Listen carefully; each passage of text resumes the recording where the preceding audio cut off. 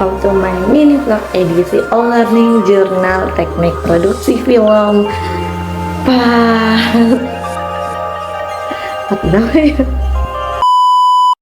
Jadi di All Learning Jurnal kali ini yang presentasi itu adalah kelompok 3 mengenai film dokumenter.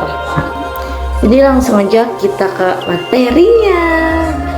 Yang pertama itu ada pengertian dari film dokumenter. Nah, film dokumenter ini merupakan media yang menampilkan objek atau gambar bergerak disertai efek suara atau audio visual yang dibuat berdasarkan fakta dan menggambarkan suatu keadaan atau realita serta tidak mengandung unsur skenario.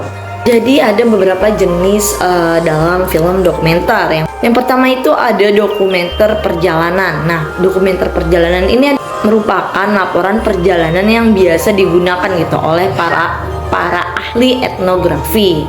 Terus yang kedua itu ada dokumenter sejarah. Dokumenter sejarah ini banyak gitu ditemui penonton di seluruh dunia karena berisi sejarah pastinya ya kan. Terus ada dokumenter biografi. Nah, dokumenter biografi ini merupakan jenis yang paling banyak gitu dijumpai di pasaran. Karena dokumenter biografi ini biasanya itu berisi tentang biografi para tokoh besar gitu, terutama public figure, terus juga yang sering mendapatkan sorotan kamera lah. Terus selanjutnya ada dokumenter kontradiksi. Dokumenter kontradiksi ini tuh gayanya tuh lebih kritis gitu dan sifatnya itu radikal dalam menjelaskan suatu permasalahan. Terus selanjutnya ada dokumenter ilmu pengetahuan. Nah, dokumenter ilmu pengetahuan ini merupakan jenis film dokumenter yang menyampaikan mengenai teori sistem berdasarkan disiplin ilmu gitu, ilmu pengetahuan. Terus yang selanjutnya itu ada dokumenter nostalgia. Dokumenter ini tuh mengisahkan kisah kilas balik gitu dan napak tilas. Nah, misalnya itu napak tilas tentara Amerika, veteran perang gitu. Nah, terus selanjutnya ada dokumenter rekonstruksi. Nah, dokumenter rekonstruksi ini tuh biasa gitu ditemui dalam dokumenter investigasi dan sejarah. Nah, ini tuh termasuk pada film etnografi juga gitu. Dokumenter investigasi ini tuh yang mengungkap misteri gitu, sebuah peristiwa yang ada yang belum terungkap. Terus selanjutnya ada dokumenter eksperimen atau seni. Nah, ini tuh dokumenter yang menggabungkan gambar, musik, dan atmosfernya gitu loh. Terus penggabungannya ini tuh dikemas secara artistik menjadi unsur utama karena ini tuh nggak menggunakan narasi gitu, nggak menggunakan komentar maupun dialog atau wawancara. Terus selanjutnya ada dokumenter diari. Nah, dalam film ini tuh mengkombinasikan gitu laporan perjalanan dengan nostalgia kejayaan pada masa lalu gitu. Nah, jalan ceritanya itu menceritakan secara lengkap dan jelas tanggal kejadian, terus juga lokasinya, dan karakternya itu sangat subjektif. Terus yang terakhir itu ada dokudrama. Nah, dokudrama ini adalah genre dokumenter di mana pada beberapa bagian film itu disutradarai atau diatur gitu terlebih dahulu dengan perencanaan yang detail.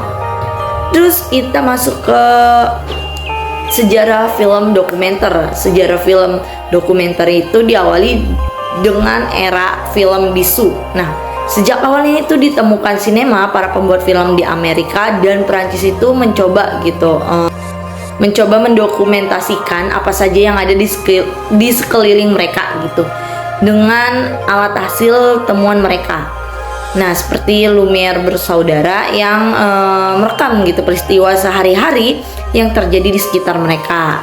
Nah, bentuknya itu masih sangat sederhana gitu, hanya satu shoot dan durasinya tuh cuma beberapa detik gitu. Nah, film-film ini tuh lebih sering diistilahkan namanya dengan actually film.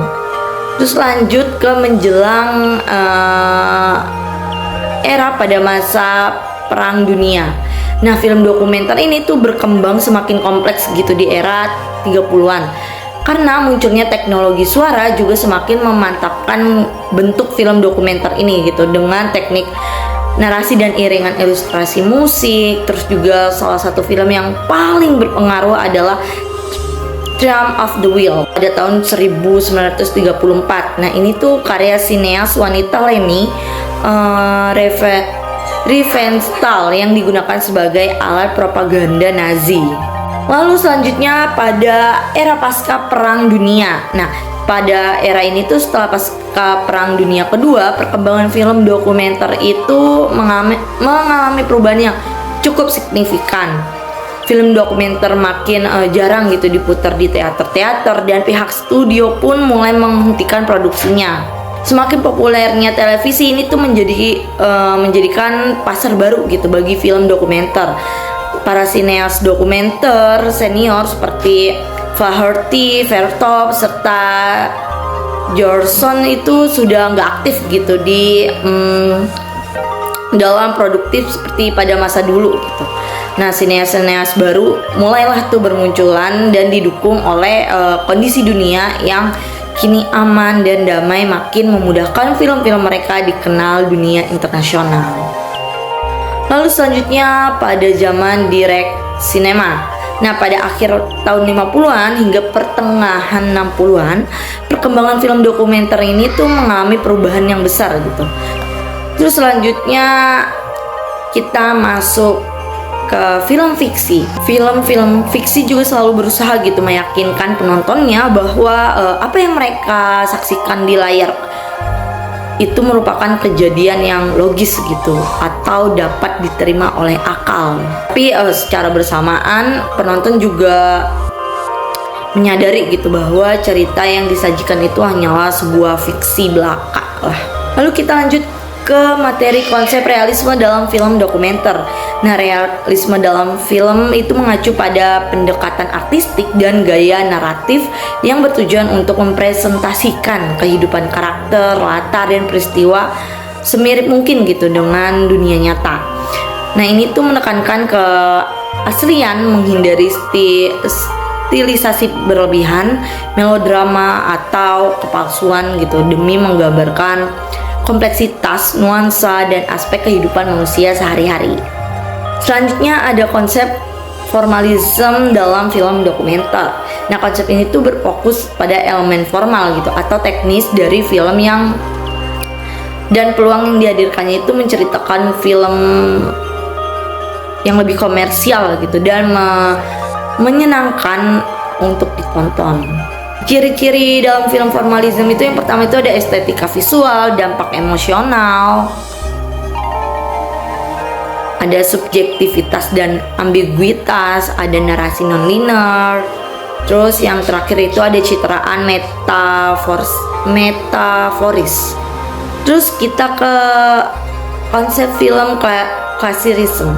Nah, jenis film klasirisme ini tuh biasanya mengambil kisah fiksi klasik, dan fokus filmnya itu lebih kepada momen kebersamaan manusia dengan elemen pendukung kisah fiksi klasik gitu. Nah, karakteristik dalam film ini tuh jenis plotnya itu jelas, terus dia memiliki plot awal, tengah, dan akhir lah yang jelas, dan konflik yang terselesaikan dengan jelas gitu. Nah, proses syutingnya pun bisa terjadi di studio maupun di lokasi aslinya lah gitu. Nah, mungkin cukup sekian dari aku untuk materi minggu ini.